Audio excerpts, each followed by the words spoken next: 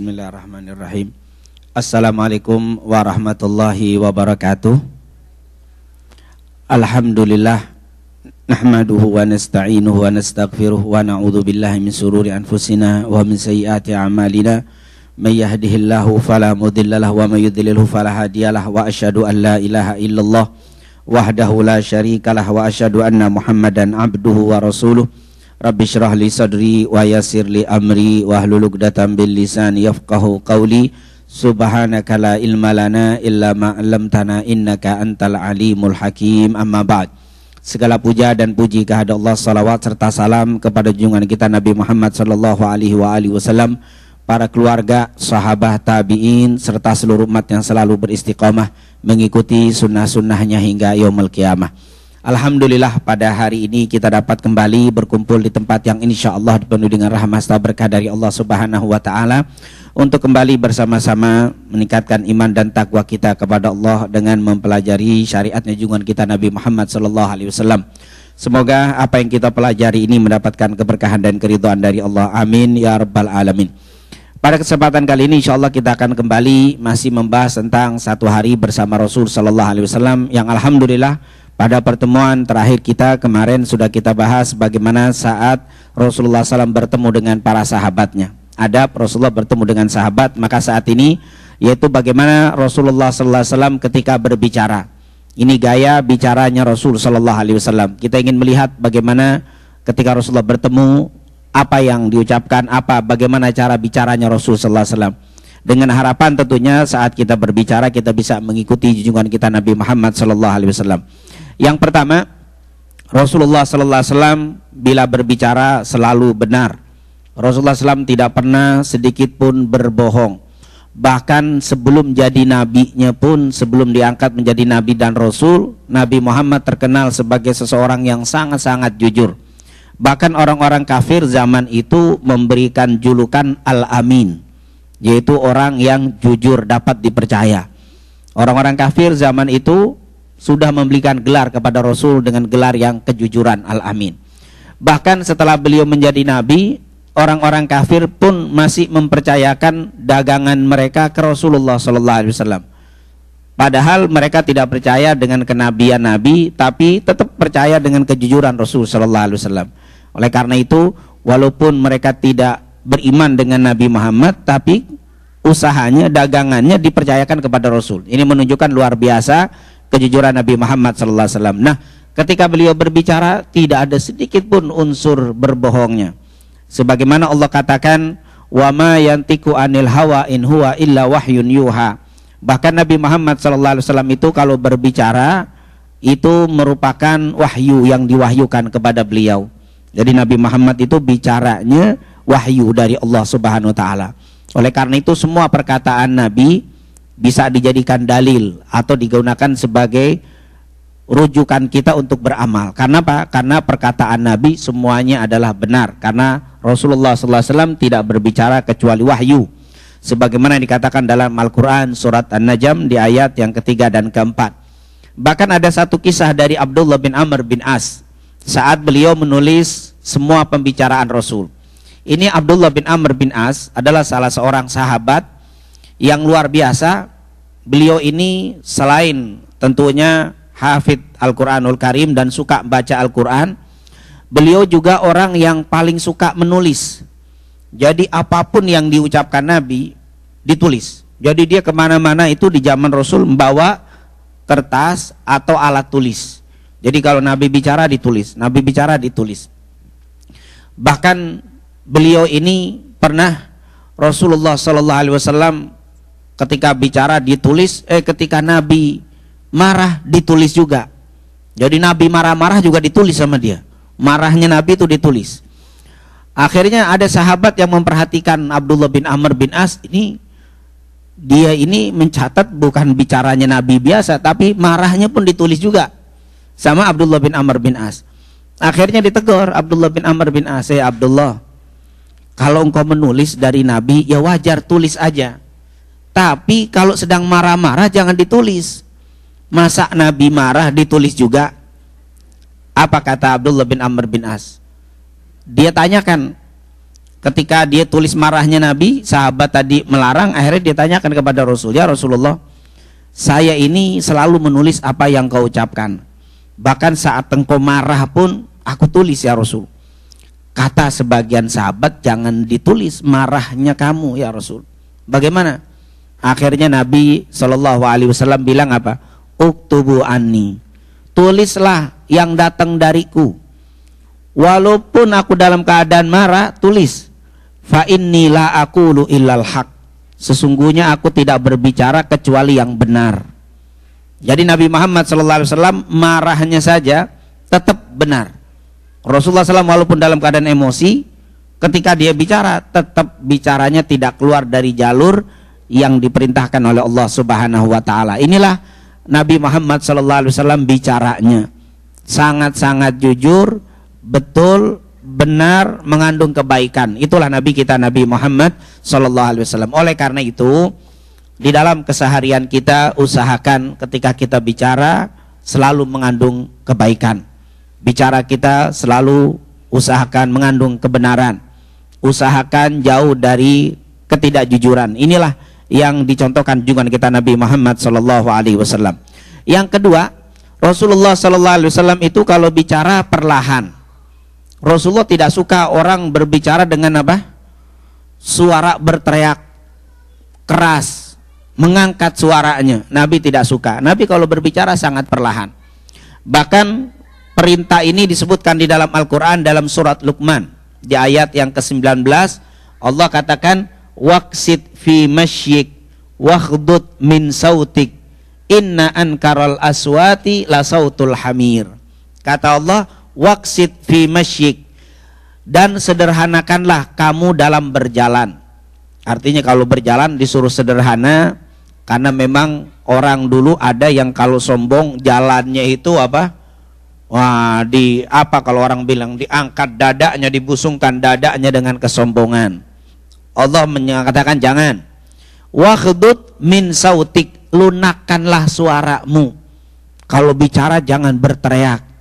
Kalau berbicara jangan mengangkat dengan keras. Waghdud min sautik, lunakkan suaramu. Inna ankaral aswati, sesungguhnya seburuk-buruk suara la sautul hamir, yaitu suara keledai. Nah, ini menunjukkan Allah memerintahkan kepada kita adab berbicara dengan perlahan. Dan Rasulullah SAW kalau bicara sangat perlahan. Rasulullah tidak suka kalau ada orang berteriak, apalagi bicara dengan orang tua. Di depan pintu dia berteriak memanggil, itu tidak diperbolehkan. Rasulullah SAW melarang. Nah, ini tentunya kita didik anak-anak kita juga. Mereka kalau mau bicara dengan kita sebagai orang tua, jangan biarkan mereka berteriak dari jauh. Panggil, bicara dengan yang perlahan, jangan mengangkat suara. Nah, ini tentunya kita bisa lakukan itu untuk anak kita. Harusnya juga kita mencontohkan untuk anak kita, jangan bersuara dengan berteriak, memanggil dengan suara kecuali memang orang itu harus diteriaki karena terlalu jauh, tidak mungkin dihampiri, itu lain. Tapi kalau bisa hampiri kalau mau bicara dengan perlahan. Itulah junjungan kita Nabi Muhammad SAW. Suaranya perlahan bila bicara.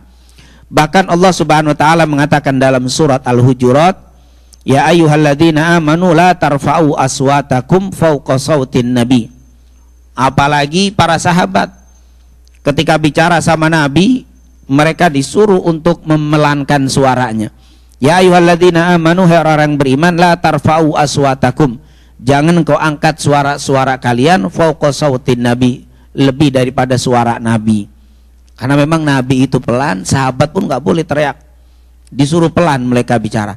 Bahkan Abu Bakar As-Siddiq radhiyallahu an, itu kalau sedang bicara sama Abu Bakar, kalau tidak hening, ada yang bicara sedikit aja tidak dengar. Kenapa? Suaranya perlahan sekali. Kalau Abu Bakar bicara di depan Rasulullah SAW sangat perlahan. Bahkan kata sahabat, seakan-akan seperti berbisik-bisik dia bicaranya.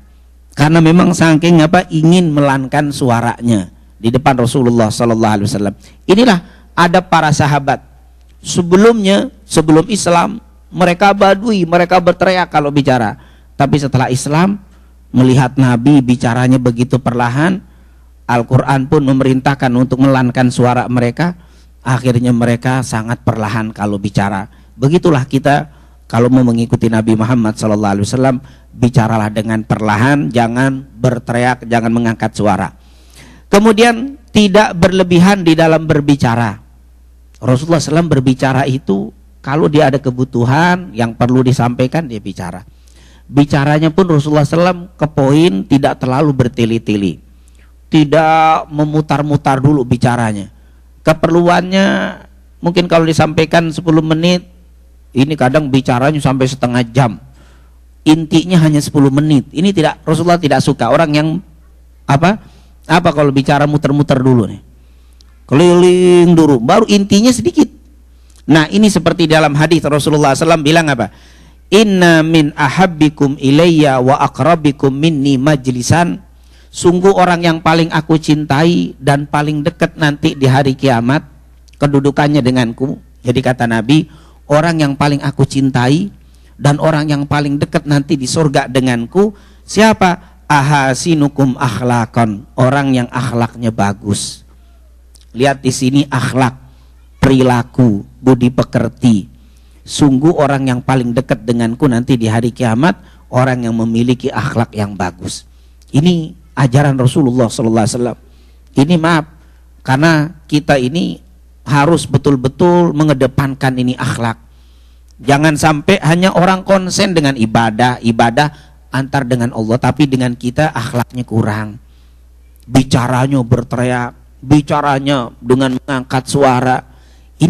Ini akhlak Rasul SAW. Lihat, orang yang paling dekat denganku di antara kalian dan yang paling aku cintai nanti di hari kiamat, ahasinukum akhlaqan, orang yang paling budi pekerti, yang paling baik. Kemudian Nabi bilang, wa inna abghadakum ilayya, dan orang yang paling aku benci, wa ab'adakum minni, dan yang paling jauh dariku, majlisan, kedudukannya yaumal kiamah, di hari kiamat. Lihat yang kedua nih, orang yang paling tidak aku sukai dan orang yang paling jauh kedudukannya nanti di sorga denganku siapa? Arthartharun. Thartharun, kalau bahasa hari-hari itu tharthar. Siapa itu tharthar? Orang yang banyak bicara, itu namanya tharthar dalam bahasa Arab. Nah, ini jadi kalau ketemu orang, ini tharthar, ini orang, maksudnya apa? Itu pakai tha ya, tharthar, artinya apa? Bicaranya banyak. Kalau duduk dari awal sampai akhir dia terus ngomong. Ini namanya tharthar namanya. Itu Allah, Rasul bilang, aku paling gak suka sama orang banyak ngomong. Aku paling gak suka nanti di hari kiamat orangnya jauh dariku. Kenapa? Terlalu banyak bicara. Kecuali kebenaran, kecuali ngajar. Ustadz banyak bicara, kalau kita ngajar lain. Kalau saya nggak boleh bicara nggak lain lagi. Ini kan pengajian lain. Artinya kalau bukan pengajian duduk, baru duduk dari awal sampai akhir dia terus yang bicara.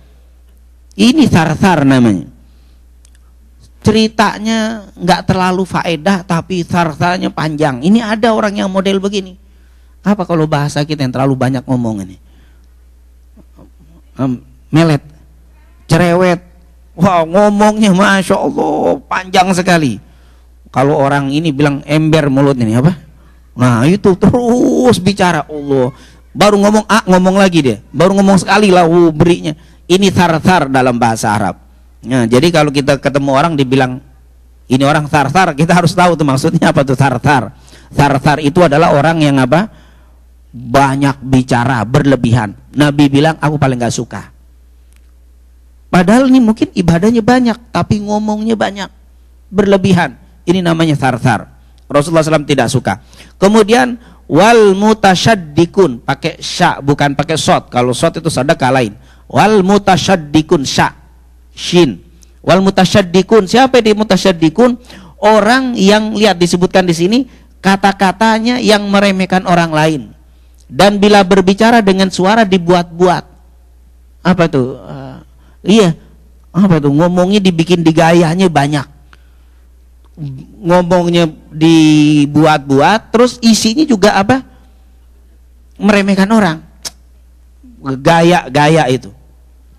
Lebay ya, lebay kalau ngomong. Wah, gayanya kebanyakan ngomongnya. Dan isinya juga meremehkan orang. Ini adalah mutasyaddiqun. Ini mutasyaddiq, Rasulullah SAW tidak suka. Orang yang ngomongnya, bicaranya dibuat-buat, digaya-gayakan. Mungkin kalau bahasa Arab itu difase-fasekan, padahal udah standarnya begitu, tapi dibuat-buat. Itu Rasulullah SAW tidak suka. Ini mutasyaddiqun. Ini adalah orang yang tidak disukai oleh Nabi Muhammad SAW. Jadi ada 3. Yang pertama tharthar. Itu tharthar, orang yang terlalu banyak bicara. Kemudian al-mutasyaddiqun atau mutasyaddiq, yaitu orang yang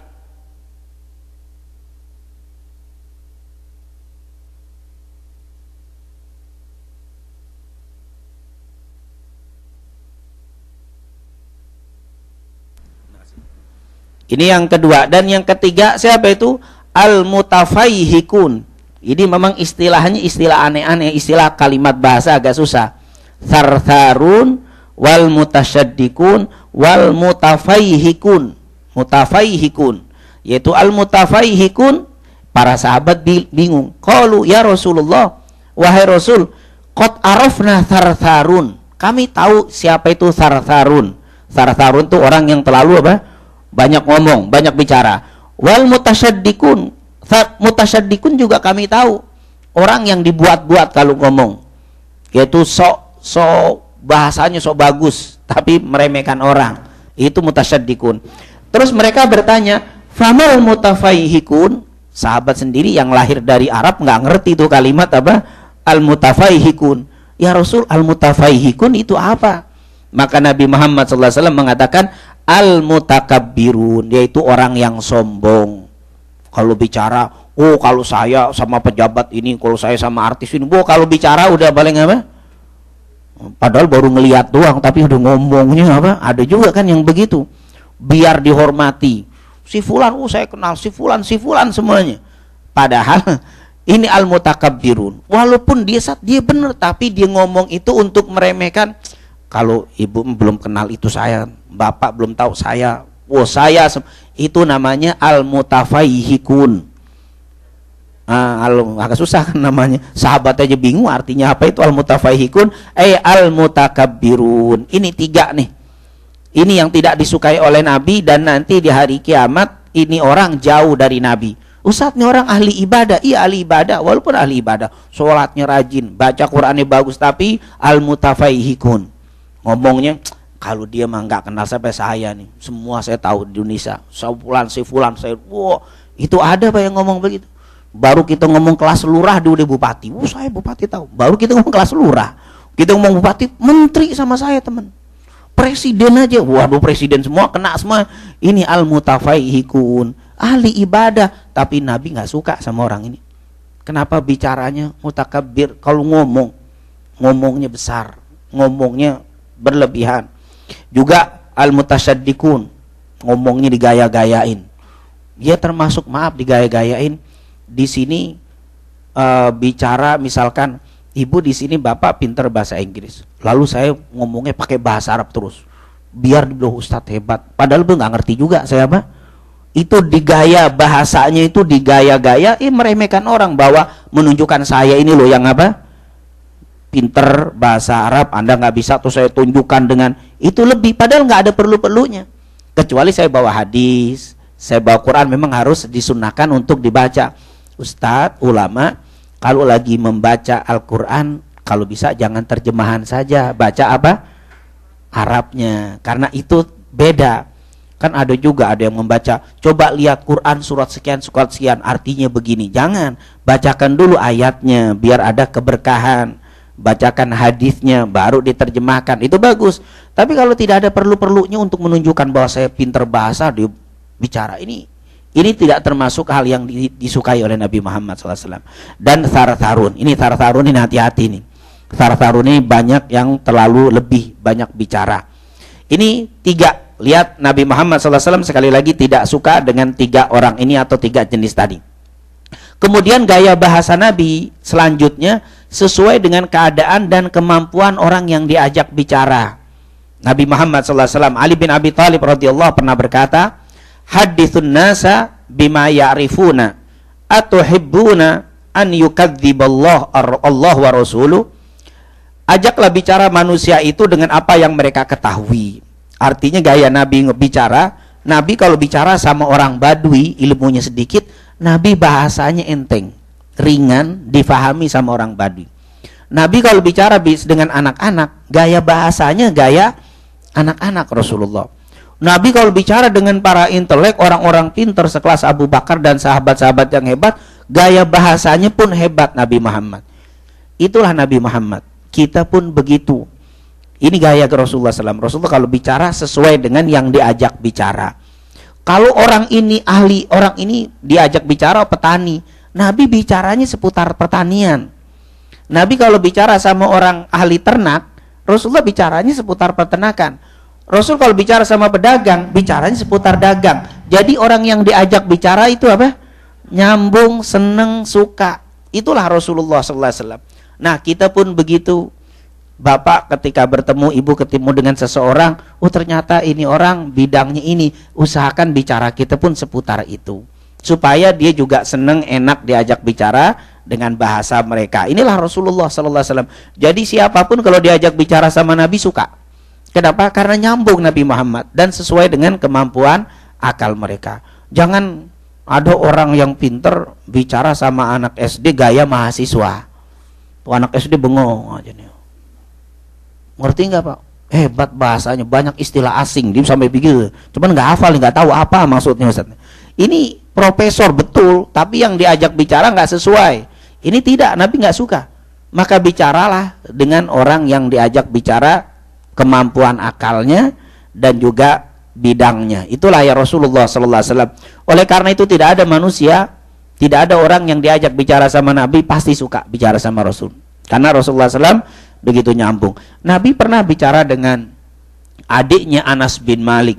Anas bin Malik itu sahabat Nabi, punya adik namanya dikata anak dari Ummu Sulaim. Waktu itu dia sedang main burung kecil, burung kayak burung parkit gitu dimainin. Tapi dia burung parkitnya udah nggak bisa terbang, dimainin sama si adiknya tadi. Ngelihat anak kecil ini main burung, apa kata Rasulullah SAW? Dilihatin itu main-main, dibiarkan sama Nabi. Nabi pergi. Nggak lama pas Nabi pulang, mampir lagi ke rumah Ummu Sulaim, itu burung sudah mati, habis dimainin tadi. Itu burung anak kecil kan biasa, kalau dimainin mati itu burung. Dilihatin nggak bergerak-bergerak begitu kan. Akhirnya Rasul bertanya sama si anak kecil, ya Aba Umair, madza fa'alan nughair. Lihat bahasa Rasul. Ya Aba Umair, madza fa'alan nughair. Ya Aba Umair. Ini Umar, tapi dipanggilnya Abu Umair, padahal masih kecil. Abu itu biasanya bapaknya Umar, padahal ini masih bayi, masih anak kecil. Ya wahai bapaknya Umar, apa yang dilakukan sama si burung kecil tuh? Burung kecil kenapa diem aja? Padahal Rasulullah tahu itu burung udah apa? Sudah mati. Artinya anak kecil itu dikasih dengan gaya bahasa dia. Anak kecil kalau bicara sama Nabi nyambung, suka bicara dengan Rasulullah SAW. Inilah luar biasa Nabi Muhammad SAW. Gaya bahasanya sesuai dengan keadaan dan kemampuan lawan bicaranya.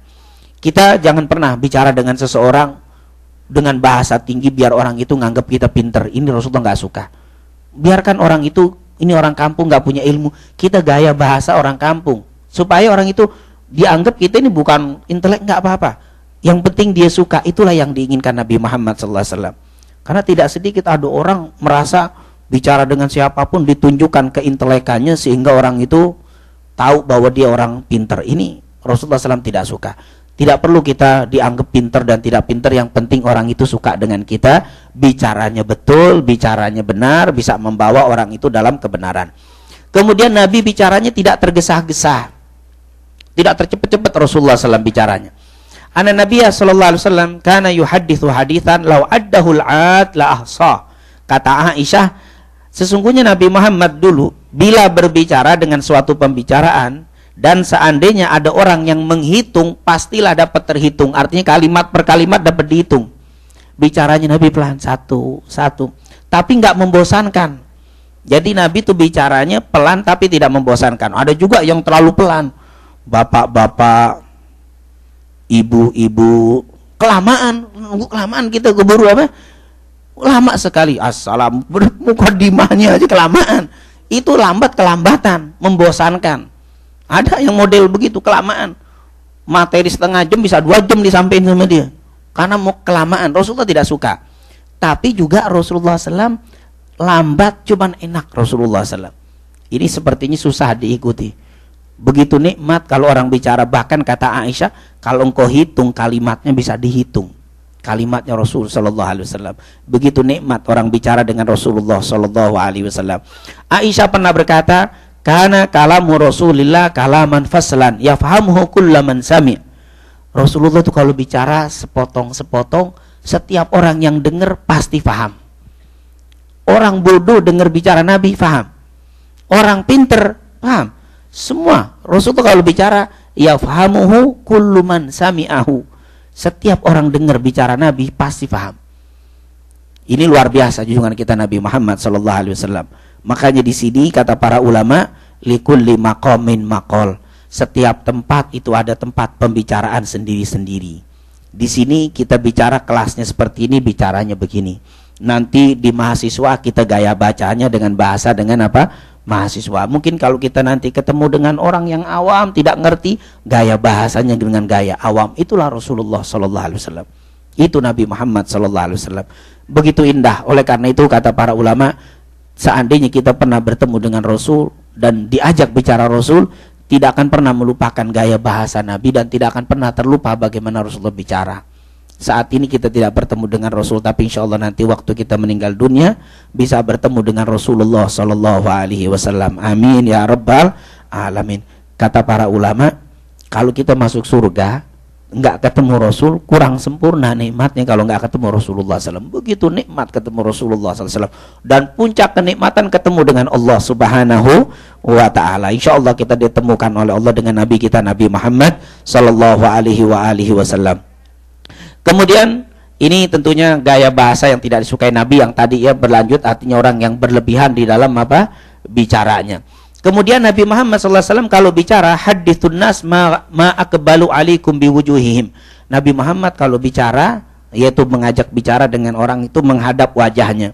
Jadi Rasulullah SAW kalau bicara nggak pernah ini orang di sini atau sambil main handphone bicara, Rasulullah paling nggak suka.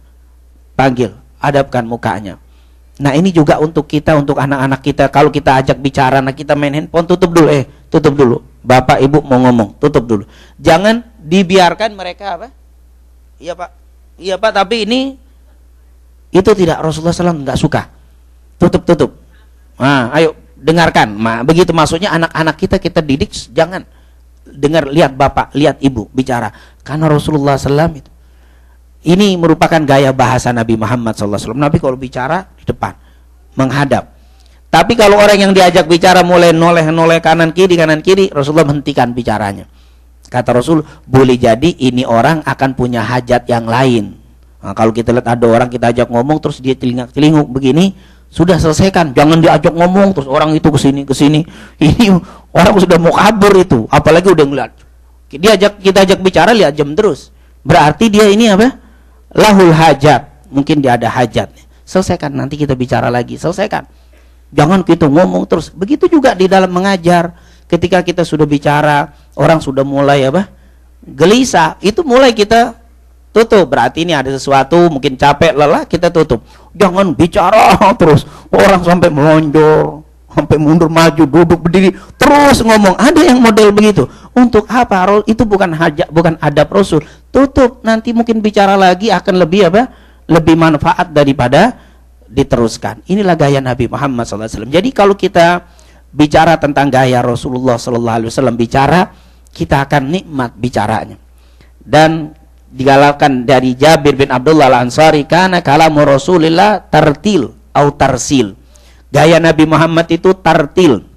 Tartil itu tidak tergesa-gesa. Makanya kalau kita baca Quran, warattilil Qur'ana tartila. Bacalah Quran itu dengan tartil. Maksudnya jangan tergesa-gesa. Insyaallah nanti kita ba'dal maghrib, setelah kita berbuka, nanti kita akan lanjutkan kembali tentang bicaranya Nabi, dan kita lanjutkan sekaligus dengan adab Rasulullah sebagai seorang suami. Insya Allah kita akan lanjutkan. Semoga apa yang kita pelajari ini mendapatkan keberkahan dan keridhaan dari Allah Subhanahu wa Ta'ala, dan semoga Allah terima semua puasa kita qiyamul lail kita, bacaan Quran kita, semua ibadah kita, amal soleh kita, dan semoga Allah tutupi, Allah sempurnakan kekurangan kita, dan semoga kita semuanya termasuk dari umat Nabi Muhammad yang mendapatkan Lailatul Qadar. Amin ya rabbal alamin. Rabbana taqabbal minna innaka antas samiul alim wa tub alaina innaka antat tawwabur rahim. Sallallahu ala sayyidina Muhammadin wa ala alihi washabihi wasallam. Walhamdulillahi rabbil alamin. Assalamualaikum warahmatullahi wabarakatuh.